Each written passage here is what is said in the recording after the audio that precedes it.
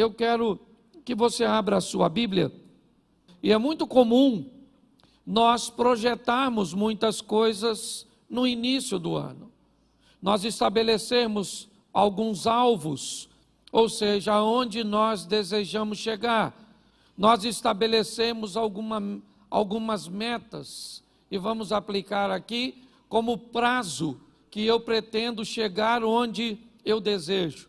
Nós vamos montando uma estrutura, esperando que coisas promissoras, que nos levem à prosperidade, às realizações, a transformações, que elas venham acontecer na nossa vida. A primeira coisa que eu queria que você entendesse é que se você decide não agir, ou você abre mão ou diminui a intensidade dos seus sonhos, ou você aumenta a sua capacidade de habilidades. A escolha é sua. Ou você vai diminuir, né, o seu prognóstico, a sua perspectiva para 2021, ou você vai aumentar o seu afinco, a sua dedicação, aquilo que você planeja fazer para que os seus sonhos se tornem realidade. É muito importante nós olharmos para esse início do ano, porque eu acho que muitos de nós já estamos aí, se não todos, estabelecendo algumas coisas que pretendemos fazer ao longo desse período. Nós aprendemos aqui no projeto Recomeçar, e este é o ano do recomeço, a possibilidade de você fazer novamente, porém agora de uma forma assertiva. À medida em que somos mais novos, a nossa margem de erros podem até ser um pouco maiores, porque nós ainda temos condições, muitas vezes, de contorná-las, mas à medida que a idade vai chegando, inevitavelmente, nós não podemos nos dar o luxo de cometer erros, porque alguns erros podem custar a vida inteira para consertá-los. E forças e dedicação que deveriam ser canalizadas para a realização de projetos futuros, acabam sendo realizadas ou canalizadas para corrigir questões do passado. Quando nós olhamos para esses estilos de vida, porque alguns vivem assim, consertando erros do passado, gastando suas energias, formatando o seu posicionamento de vida em oferecer perdão, em receber perdão, em corrigir, em pagar dívidas, em viver situações que têm a ver com aquilo que fizeram lá atrás. Outros estão vivendo situações onde estão trabalhando para que coisas ou realizações aconteçam. A opção, ela é nossa. Nós é que decidimos o que nós vamos fazer. E hoje eu quero mostrar a vocês coisas bem simples, né? Algumas diretrizes do início, talvez algumas descobertas que possam nos despertar a reavaliarmos, a reposicionarmos nossa vida. Eu costumo dizer que existem 3 máximas na vida de um ser humano. A primeira e mais importante delas: onde eu vou passar a minha eternidade. Não tem nada mais importante que isso. A vida aqui é passageira, passa rápido. Hebreus 9, 27, ao homem está determinado morrer apenas uma vez, vindo depois da morte o juízo. Salmo 90, verso 10, certo? O homem vive 70 anos, se for robusto, ele vai até os 80, onde a maioria dos dias são canseira e enfado, porque tudo passa rapidamente. A Bíblia está nos dando uma direção: a sua vida é única, a sua vida é curta e a sua vida é rápida. Você não tem margem de erros. Nós precisamos ser cautelosos, seja prudente como as serpentes e simples como as pombas. Vigiai e orai, a vigilância precedendo um sistema de defesa, para que venhamos fugir do erro. Porque, como eu digo e disse, nós podemos gastar muito tempo para corrigi-lo. Quando olhamos para isso, o que eu quero mostrar a você hoje é que nos 4 capítulos da Bíblia, no início, nós vamos descobrir algumas coisas que eu gostaria de pontuar para você. Entendendo que a Bíblia tem duas preocupações. Uma e principal, com vida eterna. Por isso a primeira máxima é onde eu vou passar a minha vida eterna. Segunda máxima de um ser humano, o que eu vim fazer aqui na terra? Minha missão. Missão é algo que está altamente integrado com identidade. Quem não descobre o que veio fazer, tem dificuldade de saber quem é. Pessoas confusas no que diz respeito às suas identidades, inevitavelmente, elas têm problemas, certo? Com sua missão. Quanto mais rápido você descobrir o que você veio fazer, qual é a sua régua de medida, você para de usar a medida dos outros para estabelecer a sua. E terceira máxima, com quem eu vou viver aqui na terra? Seu casamento. Para mim são as três máximas que regem a vida de um ser humano. Onde eu passo minha eternidade, qual é a minha missão, que automaticamente vai revelar minha identidade, e com quem eu vou casar. Ok? Então, se você casar errado, e essa vai para os solteiros, porque se você casou já, hashtag chupa essa manga. Ok? Mas se você é solteiro, preste atenção nesse negócio. Certo? Quantos solteiros tem aqui? Levante a mão. Isso, Deus te conserve, te abençoe. E se você conseguir viver desse jeito, viva. Se cansar de ser feliz, vem sofrer com a gente. Ok? Então preste atenção. A Bíblia tem uma preocupação importantíssima. Vida. Jesus disse, eu vim para que tenham e a tenham em isso. Duas coisas Jesus veio nos oferecer de forma muito eficiente. Uma, vida eterna. Ele veio para vencer o poder da morte e do caos e fazer com que o nosso nome seja escrito no livro da vida. Ok? Segunda, ele veio para nos oferecer uma vida abundante aqui na terra, onde nossa margem de erro diminui, para que possamos potencializar nossas ações em realizações futuras. Mas eu comecei a observar que os inimigos da humanidade, eles são antigos. Que quando nós olhamos para os primeiros capítulos da Bíblia, nós já vamos receber algumas direções, que se respeitarmos e colocarmos em prática, vamos ter uma qualidade de vida legal. Por favor, entendam o que eu vou dizer. Ah, pastor, o mais importante para mim é ir para o céu. Não é para você que é isso que é mais importante, é para todos os seres humanos. A coisa mais importante é a nossa salvação. Só que tem algum valor agregado nisso, que nós precisamos decidir se queremos para a nossa vida ou não. E pior, se não queremos, não marginalizar e não penalizar com posturas e posicionamentos incorretos de quem resolveu aceitar. Quando Jesus diz, eu vim para que você tenha vida e tenha vida em abundância. Esse texto refere-se à vida terrena, porque a vida celestial, ela já é abundante.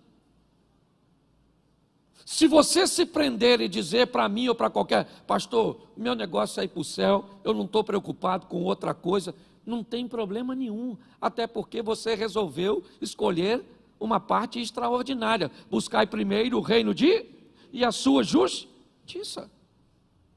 O restante tudo é passageiro.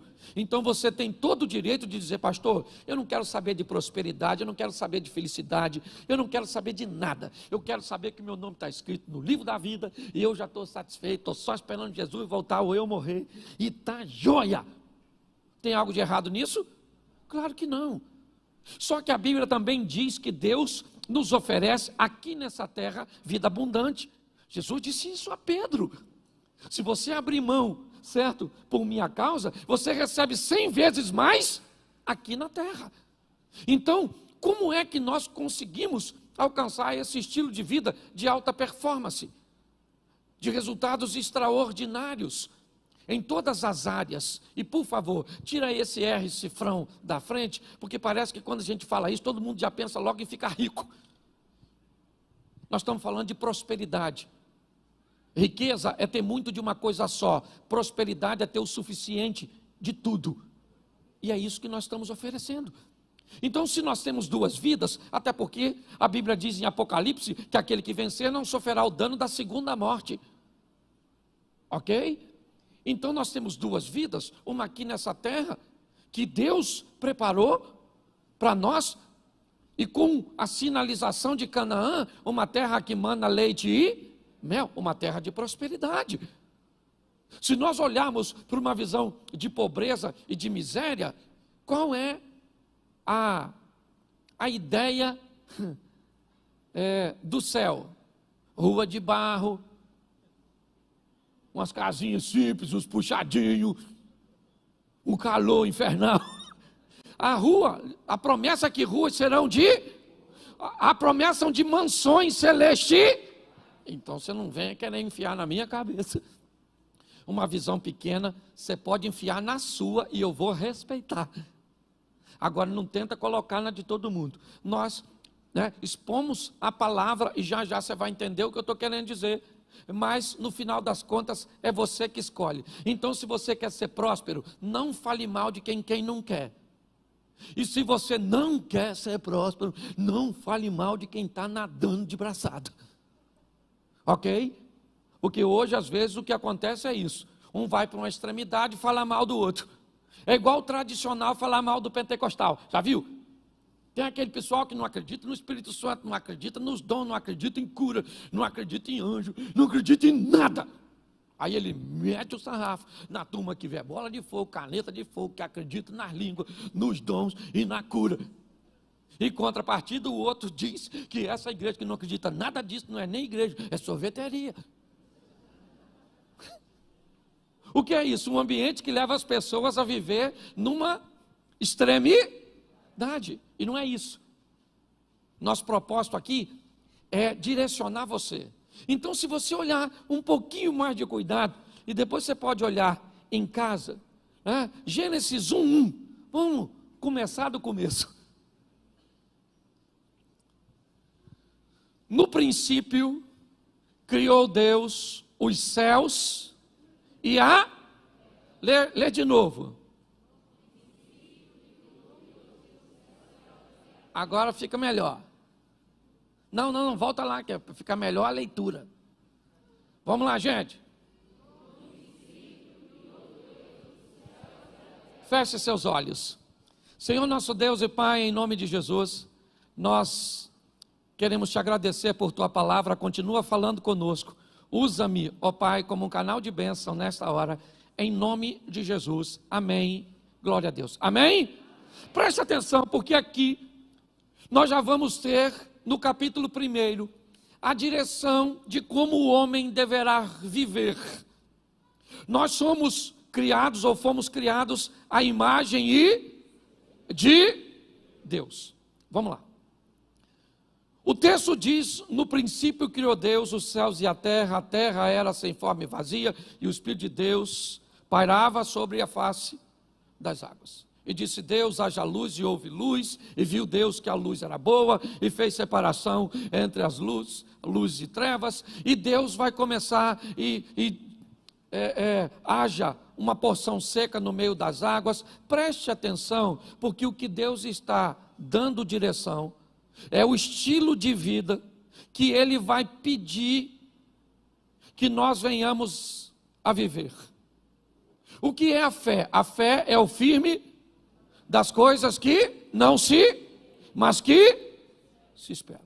A Bíblia diz que o justo viverá pela fé. E se a fé é o firme fundamento das coisas que não se veem, mas que se esperam, Deus está criando o mundo utilizando uma coisa que vai pedir que nós tenhamos. O que é? O que é? Fé. E disse Deus: haja.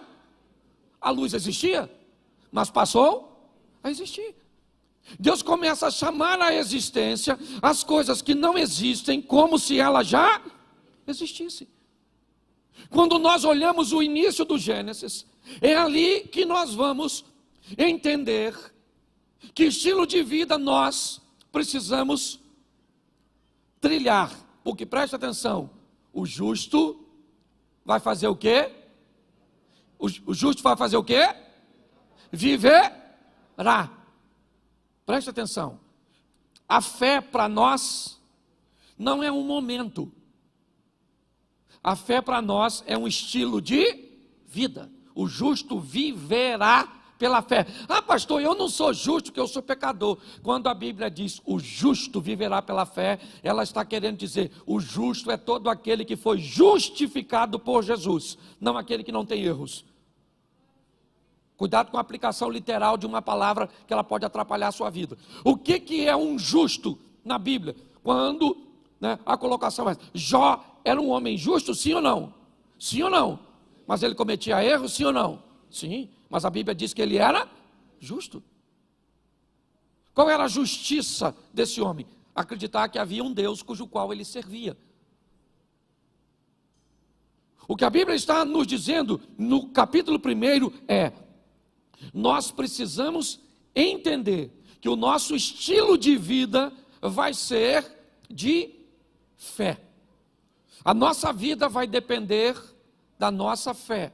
Ou seja, aquilo que faz com que acreditemos em coisas que ainda não aconteceram, mas nós temos certeza de que o nosso Deus está no controle de tudo e Ele vai agir a nosso respeito.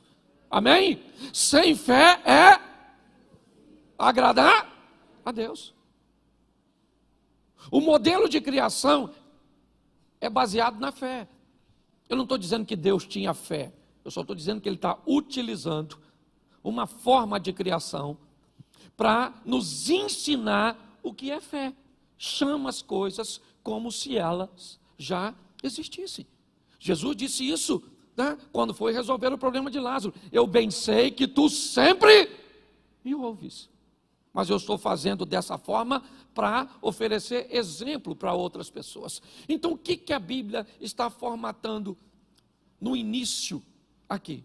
Nós vamos viver uma vida de fé, onde mesmo que as coisas não estejam acontecendo como nós esperamos ou esperávamos, nós cremos que Deus está onde sempre esteve, no trono de sua glória, no controle de todas as coisas. Você está entendendo? Quem acredita nisso, vive o sobrenatural, e quem não acredita, fica esperneando para resolver muitas vezes problemas simples. O modelo que Deus nos pediu é de fé. Mas, quando nós vamos olhar um pouquinho à frente, nós vamos aprender uma coisa muito interessante. Nós vamos aprender a apresentação do nosso adversário. Seria muito fácil se nós recebemos essa informação e fosse só levar adiante para colocarmos em prática. Mas quando nós vamos olhar o capítulo 3 de Gênesis, o que a Bíblia vai fazer é, se no capítulo 1 ela nos apresenta quem é Deus, no capítulo 3 ela apresenta quem é o adversário, Satanás, o nosso opositor. Eu vou dizer para você com muita propriedade: se você é daquele que acredita em Deus e não acredita no diabo, você vai ter sérios problemas. Porque uma das coisas mais importantes na nossa caminhada de fé é entender que tem alguém que vai se opor a nós, que ele é mais forte do que nós, mas não é mais forte do que o nosso Deus. Reconhecer como nosso adversário trabalha, reconhecer quais são suas armas, reconhecer como ele ataca, vai nos dar uma grande vantagem sobre Satanás. A Bíblia nos dá algumas informações, e pastor, onde Satanás está nos primeiros capítulos? Na serpente, na figura da serpente, que tem um propósito, certo? De fazer com que o homem se perca. Quando nós olhamos, eu vou te mostrar alguns textos. 1 Pedro, capítulo 5, verso 8, coloca aí para a gente, fica numa tradução só no telão, é mais fácil.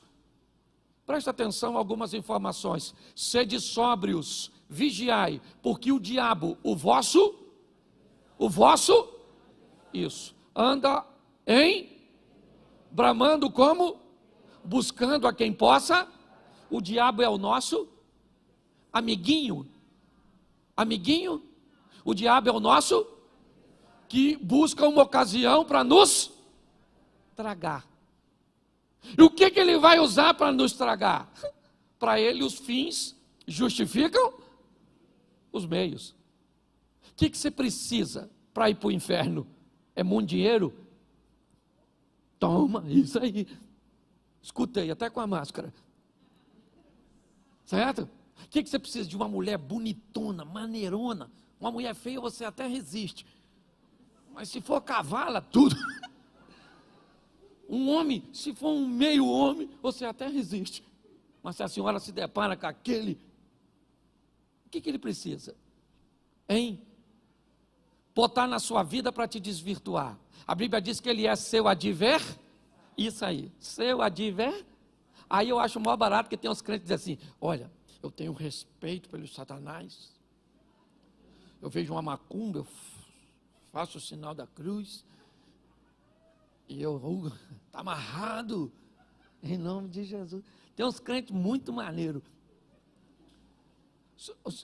O diabo, ele não tem que ter o seu respeito, nem a sua admiração, nem nada seu. Ele é seu ele quer matar você, seu casamento, seus negócios, sua família, seus filhos, mas em Cristo Jesus ele está debaixo dos nossos pés. Amém? Agora eu tenho que saber, a Bíblia diz, sede sóbrio. O que é sóbrio? Lembra do João Canabrava? Sóbrio, uma mente que não esteja dopada. Ou do João Canabrava, dopada pelo álcool. Pastor, eu nem bebo, louvado seja Deus. Mas às vezes a religiosidade é uma toxina que entorpeceu a sua mente. Às vezes a ignorância é uma toxina que entorpeceu a sua mente. Nós precisamos entender que a Bíblia diz, sede, até porque para você vigiar você tem que estar em alerta. Porque o diabo é o vosso adversário. É isso que a Bíblia está dizendo. Vamos lá? Atos dos Apóstolos 13:10. Apóstolo Paulo. Olha que coisa legal. Atos 13:10. Bota aí. Lê para mim aqui. Filho do. Sabe o que Paulo está falando? Que ele mais é filho do. Quem foi que falou isso? Eu já subi nesse púlpito para falar que na igreja tem uns filhos do diabo. Quase cortaram meu pescoço. Pastor, aqui na igreja ninguém é filho do diabo, todo mundo é filho de Deus. O Paulo está falando que tinha filho do diabo. E se tinha filho do diabo lá, tinha ou não tinha? Tinha ou não tinha? E tem filho de diabo perto da gente às vezes, sim ou não? Sim. É só você olhar as atitudes que definem a paternidade. Eu preciso preparar você, porque às vezes a gente pensa, certo? Que todo mundo é gente boa. Deveria ser, porque a imagem é semelhança de Deus. Mas tem uns irmãos, nem posso chamar de irmão, tem uns parentes nossos, entendeu? Que deve ser filho do adultério. Uns filhos do Satanás. E às vezes eles estão onde? Dentro da igreja. Porque tem joio no meio tem cabrito no meio das. Isso aí, gente. É isso aí. A palavra está forte que a criança se sentiu. Não, é assim mesmo. Ok? Então entenda bem. A Bíblia tem filho do diabo no seu trabalho. Tem ou não tem? Na rua onde você mora, na igreja que você frequenta, na sua família, os filhos do diabo que é parente. Ou seja, é só nós mudar o comportamento que vira filho do diabo também. Então, por favor, quando eu falo isso, e falo isso de uma forma mais veemente na igreja que eu pastoreio, para você que está assistindo, aqui é a igreja que eu sou pastor. Então eu falo, e aí na internet também tem. Filho do diabo. Achou que era só aqui onde eu estou pregando? Também tem. Porque tem em todo lugar. O diabo tem funcionário. Às vezes, não full time. Tempo integral. Mas às vezes freelance. Os motoboys do Satanás. Os Uber. Faz um serviço assim, sabe? Nós precisamos entender, Ele é nosso o nosso Deus é o Todo-Poder, o Criador, amém? Isso, que nos ensina a vivermos pela fé, ter uma vida de fé, e não um momento, ok? Fé é o quê? Acreditar naquilo que ainda não é concreto, mas nós cremos que vai acontecer. Posso ouvir um amém da igreja? Isso. Dizem que não tem cura para a doença que você está enfrentando, mas você acredita que tem, Deus vai liberar uma palavra e a cura vai acontecer. Está num ambiente onde todas as portas estão fechadas e a situação econômica do país não gera possibilidade de que você se reintegre no mercado de emprego e que as coisas... Isso é todas as informações que os olhos veem, mas os céus é mais poderoso do que tudo isso e abre porta onde portas não existem, porque nós vivemos pela fé. E agora a Bíblia está dizendo, o diabo vosso adver tem filho. Entendeu? Tem filho.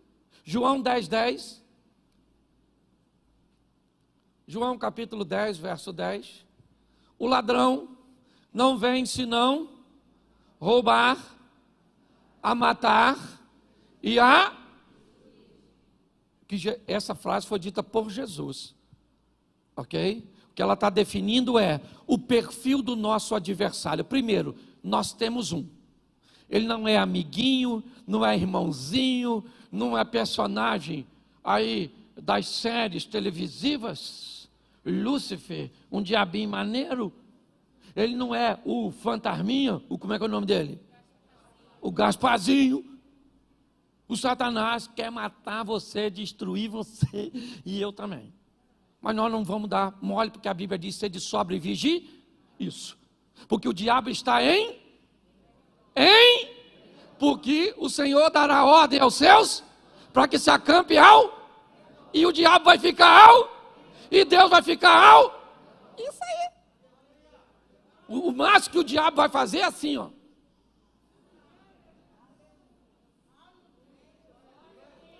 Olhar você viver o extraordinário na presença de Deus e cercado pelo Senhor. É isso. Não dá mole, porque se você for lá fora, ele te arrebenta. Quem já foi sabe. Volta tudo ferido. Eu tenho um cachorro lá no meu sítio que está atravessando esse problema. O lourinho. Lá no sítio tem comida, tem segurança, tem tudo. Tem espingarda, nós tem, para espantar. É de chumbim, mas tem. O lourinho foi lá na mata. Se meteu com o bicho. O bicho arrebentou. Hoje tive que mandar botar uns remédios nele aqui, que arde. Quase chorei enquanto eu estava tomando banho para vir para a igreja.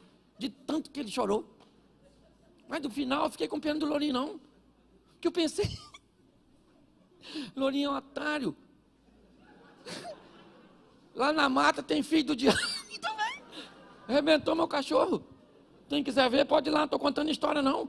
Lourinho está lá, amuado. Eu não posso nem falar onde é que feriram ele. Que senão vai ficar mais feio ainda. Então a função do diabo é destruir a nossa vida. Roubar, matar e destruir. Mas ele está porque Deus está e se Deus é por nós, isso é bonitinho de falar. O negócio é agir para que isso entre em cena. Sabe o que o diabo disse para Deus quando Deus perguntou: tem de vista o meu servo Jó? O diabo tenho, de longe, porque o Senhor não deixa eu mexer em nada dele. Olha o que o diabo está falando. Esse cara vive de um jeito onde os seus anjos acampam ao redor dele, e eu não tenho como entrar. Nossa casa vai ser desse jeito esse ano, nossos negócios vão ser desse jeito esse ano, nossa igreja vai viver assim esse ano, amém? Isso. Agora, isso não se conquista com isso, isso só se conquista com isso. É de joelho que nós trazemos a presença de Deus para a nossa vida e para a nossa casa. Deus está apresentando o nosso adversário. Ele tem filho e ele quer o quê? E destruir. Amém? Amém? Então, mas vamos aqui agora para algumas armas que nós temos que enfrentar ao longo da nossa caminhada cristã. Ela também está no terceiro capítulo, porque no capítulo 1 e 2 nós vemos a criação, Deus chamando a existência, criando todas as coisas, certo? Mas no capítulo 3 nós recebemos inicialmente de forma prévia a exposição do nosso adversário. Mas quando nós vamos olhar o que eles enfrentaram no Éden e como agiram, é bem semelhante ao que nós vivemos hoje. Eu acho que vale a pena dar uma olhada. Uma das coisas que o casal que originou a humanidade enfrentou, que nós enfrentamos de uma forma muito veemente, Gênesis capítulo 3, verso 6. Preste atenção. E vendo a mulher que aquela árvore era boa para se comer, e agradável aos olhos, e árvore desejável para dar entendimento, tomou do seu fruto e comeu, e também deu ao seu marido, e ele comeu com ela. Preste atenção, deixa o texto aí, por favor. Primeira coisa que eles enfrentaram como oposição, ainda é o que nós enfrentamos até hoje, e que tem derrubado muitos de nós: o desejo pelo proibido. Eva, a mulher, olha para uma árvore e se sente atraída por ela. Aquela árvore era um local proibido, mas ela se sente atraída por aquilo que é proibido. Esse não é um problema de Eva, esse é um problema que a humanidade enfrenta o tempo inteiro. Você vai ter que lidar com Davi, o homem segundo o coração de Deus, desejando o proibido. Você vai ver reis perdendo seu reinado porque desejaram coisas que lhe eram proibidas. Quando nós olhamos para essa situação, ela ainda é o nosso inimigo hoje. Grande parte dos problemas que temos está condicionado no desejo que temos pelo proibido. Se nós entendermos isso, como vamos nos comportar mediante aquilo cujo qual Deus nos proibiu, isso define fracasso ou sucesso da nossa caminhada cristã. Muitos dizem que os desejos que eles nutrem pelo proibido são mais fortes do que eles, mas isso é mentira, porque a Bíblia diz que a tentação nunca será maior que o poder do escape.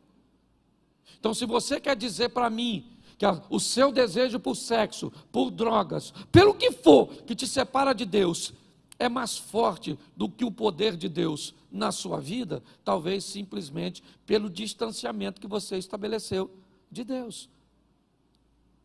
Desejo pelo proibido. E muito pior do que é o desejo, é como as pessoas se comportam depois de descobertas. Acã, ele tem desejo pelo proibido, uma capa, o ciclo, as taças. Ele pega e esconde, porque o proibido precisa ser feito escondido. Pastor, como é que eu sei que alguma coisa é proibida? É simples, é só você olhar se existe luz para que ela seja exposta. Por que muitas pessoas escondem seu aparelho telefônico? Por que pessoas que deveriam oferecer acesso a todos, a seus, né, uma parte de seus dados? Eu entendo que tem informações de negócios, business, certo? Muitas pessoas, mas grande parte enfrenta problema por quê? Por causa do proibido. E se alguém faz algo proibido, é como Eva. Primeiro, olhando aqui, até mesmo para o Éden, apesar de nós olharmos inicialmente e ver apenas um casal, as coisas ainda continuam do mesmo jeito. Todas as vezes que fazemos algo, que queremos algo, fazer algo de errado, o número de pessoas que temos para desabafar ou abrir o nosso coração é muito pequeno. Porque nós temos medo. Quantas vezes Noé viu seu filho Cã pelado, nu? Mas bastou o filho ver o pai uma vez nu e foi lá fora e contou para os outros. Hoje, muitos de nós nos sentimos atraídos por situações proibidas.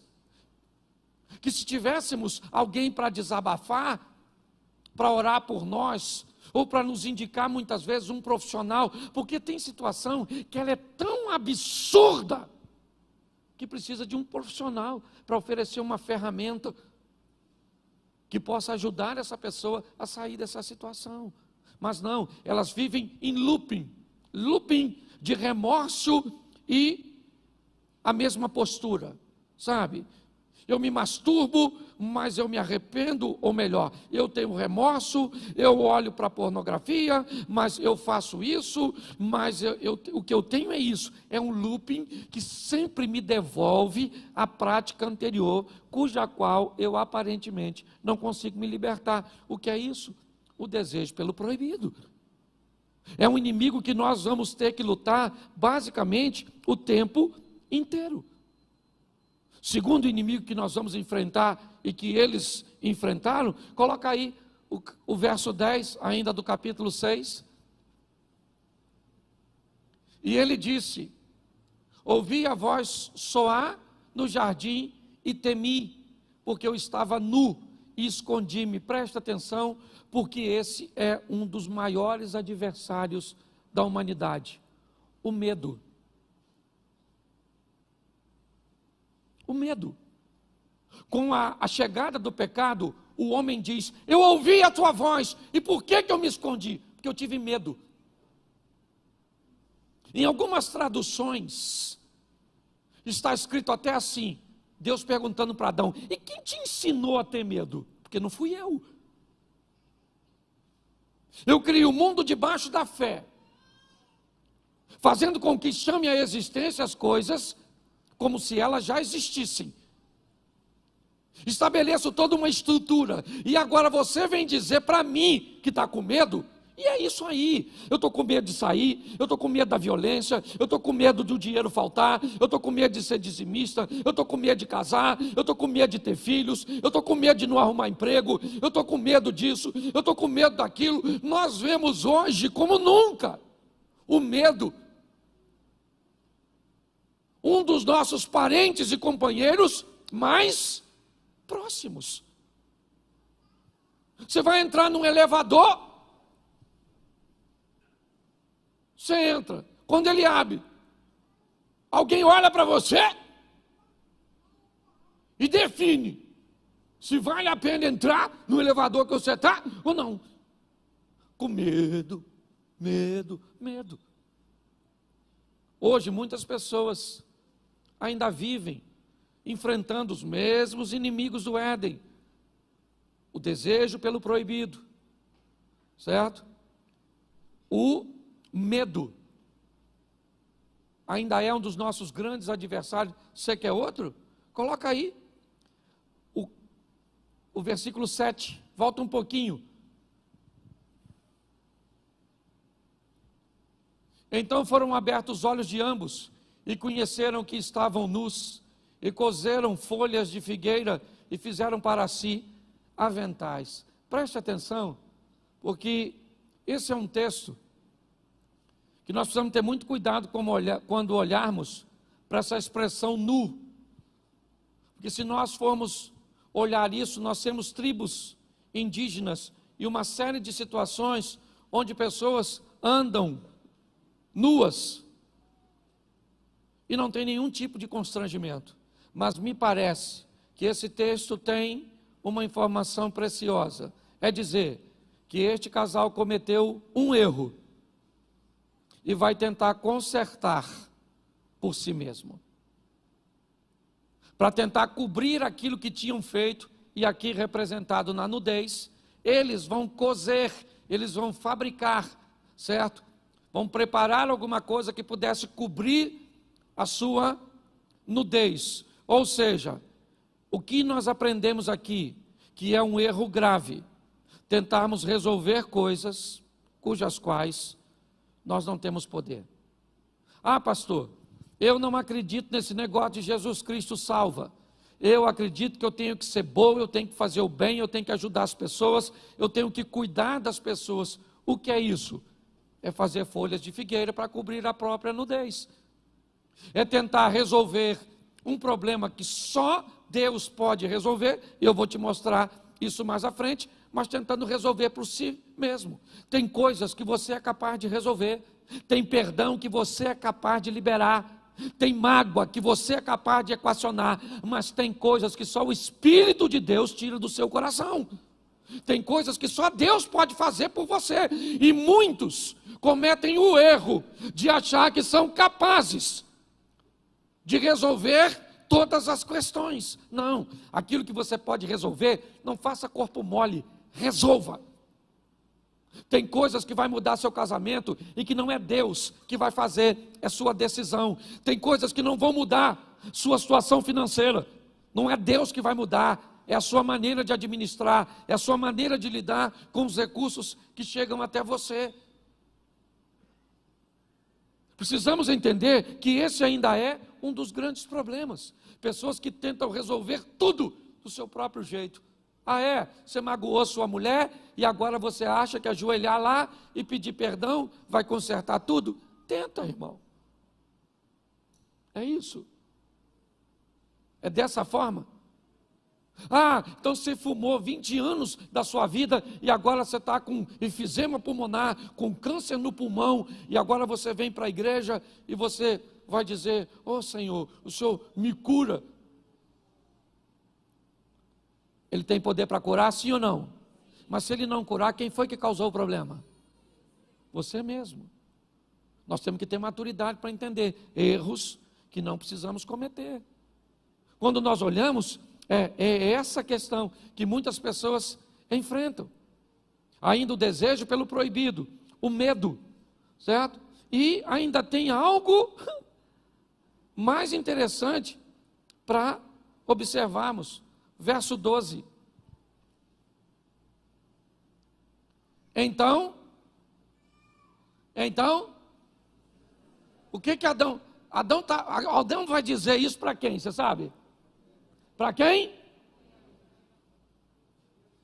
Para quem Adão vai dizer isso? Lê o texto primeiro. Para quem Adão vai falar? Olha como é que Adão é maneiro, o nosso ancestral. Olha que cara extraordinário. Lê para mim.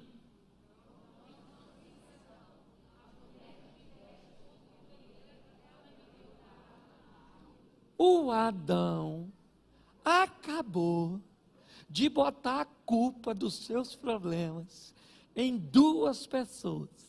Primeiro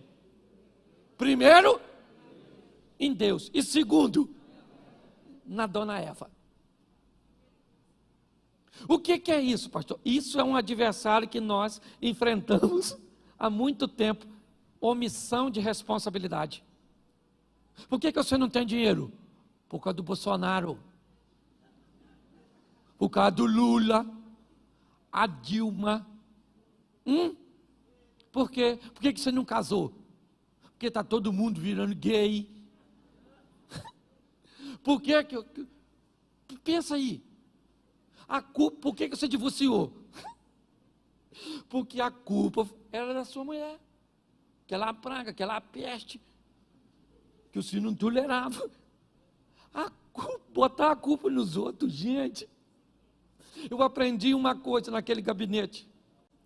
Se você só ouvir a versão do Chapeuzinho Vermelho, o lobo sempre vai ser mau. Eu já escutei a visão da Chapeuzinho Vermelho.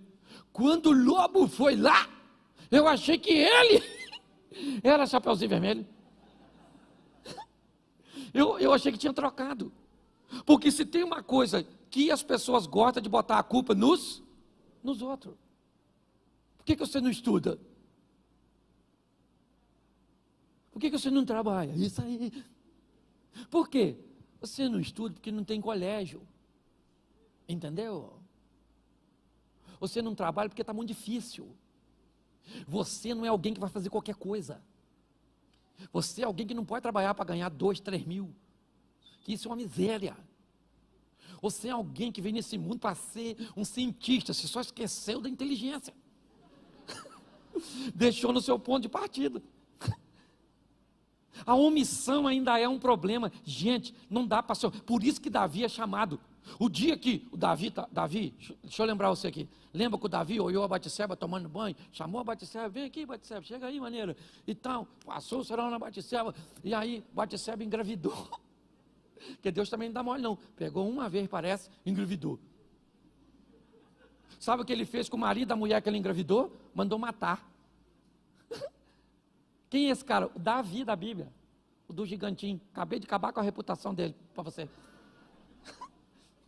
Tem policial aqui que ele já estava preso. Aí Deus mandou Natã. Olha que Deus foi Natã, nem foi Nagol. Deus foi lá Natã e falou: Natã, dá um pulinho lá na casa do Davi, que eu tenho umas paradas para resolver, uma resenha para resolver com ele. Você vai lá e vai falar com ele que ele adulterou e matou o cara. Davi foi, Natã falou: o cara vai me matar. Deus falou: não, conta uma historinha para ele. Aí o Natã chegou lá, contou uma historinha, né? E eu acho mó barato, porque o Natã falou assim: olha Davi, deixa eu falar uma coisa com você, aqui no seu reino tem um homem que tem uma ovelhinha e o outro tem 100. Aí vem um viajante para comer na casa desse homem que tem 100 ovelhas. Davi, sabe o que ele fez? Pegou a ovelha do vizinho que tinha uma só e comeu. Davi falou: o quê? Isso é um absurdo, um assinte. Quem é esse homem? Natã falou: tem espelho aí, irmão? Esse homem é? Aí Davi falou: ai, pequei. Ah, Frozinho, presta atenção. Quando ele descobriu que estava errado, a primeira coisa que ele fez foi o quê? Salmo 51, ainda que os meus pecados, certo? O Senhor pode me dar um coração novo, uma vida nova. O cara se arrepende. Como é que nós vamos mudar de vida se o culpado não somos nós, é sempre os outros? É o seu pai, que quer acordar você cedo. E cedo você não funciona, porque você só pega depois de meio-dia. Devia ser filho de príncipe em outra vida, se ela existisse. Não, te garanto que deve ter vivido mendigo em outra época. Responsabilidade. Quem é o maior responsável? Aliás, deixa eu falar uma coisa para nós que somos pentecostal. Quem é o maior profeta da nossa vida? Quem é o maior profeta da nossa vida? Fala assim: eu. Isso. Eu sou o maior profeta. Sou eu que mando mensagens para o futuro a respeito de mim mesmo. Com o quê? Com as decisões que eu tomo, com meus posicionamentos, com minha vida com Deus. O futuro está aguardando você fazer por Ele o que você nunca fez, para Ele te dar o que nunca te deu. Está na hora, gente, nós vivemos o incrível, o extraordinário, o sensacional. Alguém parar para olhar para tu e diz: menino, tu deu sorte. Sorte é o esforço que o preguiçoso não quer fazer para alcançar o que deseja. E aí é só você ser bem sucedido. Nossa, Deus tem uma panela, é 5 colheres, é 5. Deus não gosta de mim não. Não, quem não gosta de você provavelmente é você mesmo. Aí o outro esse dia falou comigo assim: pastor, eu não concordo, porque olha só, tem gente que já nasce hoje, o pai dele pode dar um carro para ele, e outros levam a vida inteira para conseguir comprar um carro. É verdade ou não? É ou não é?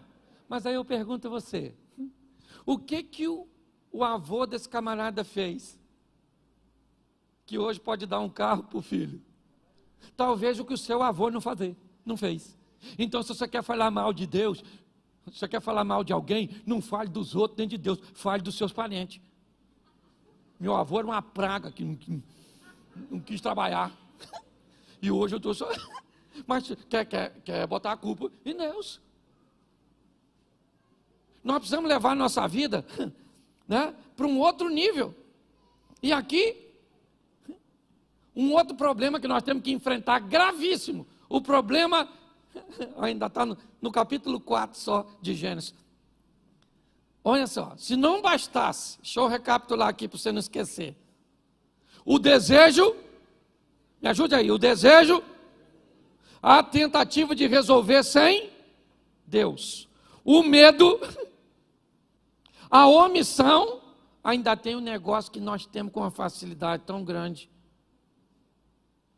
O que é? Inveja. Você tem?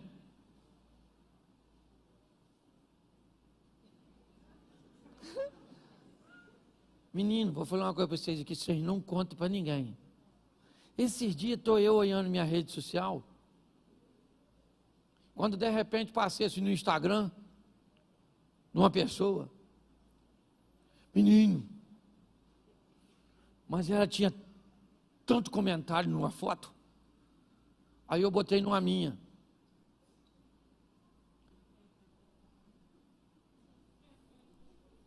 Comentário quase nenhum.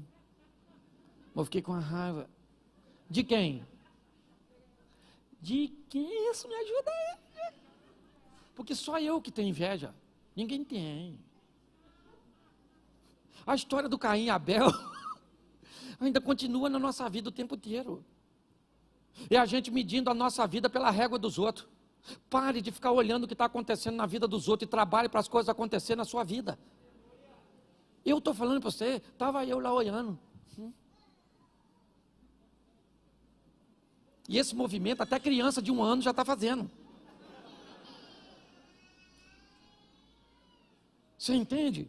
Inveja. Inveja. Lembra? Eu já contei isso aqui, já estou terminando já. Eu fui viajar, eu não gosto de falar cidade porque é complicado. Né? Esse dia o Elvis veio aqui e falou que uma praia parecia um valão, que eu falei, quando ele aparecer lá, o nego vai matar ele. Eu fui numa cidade pregada do interior do Nordeste e teve um apagão na cidade. Não foi esse que teve agora no Amapá, ou Macapá, alguma coisa assim. Anteriormente, já tem um tempinho. E teve um apagão, e era no Nordeste. O Danilo Gentili fez uma brincadeira, dizendo lá no Nordeste já não tinha água. O pessoal queria matar ele lá quando eu fui. Perguntou até se eu conhecia. Eu falei, não ando com esse tipo de gente que fala essas coisas. Tive que me esquivar. Certo? Então tem que ter cuidado. Mas eu estava numa cidade dessa aí, e o cara falou comigo assim, pastor, você não quer andar na minha lancha? Eu nem estava muito afim, mas lá é quente. Pensa num lugar assim, que você anda na rua, parece que você vai encontrar o Sadraque, o Mesaque e o Abednego.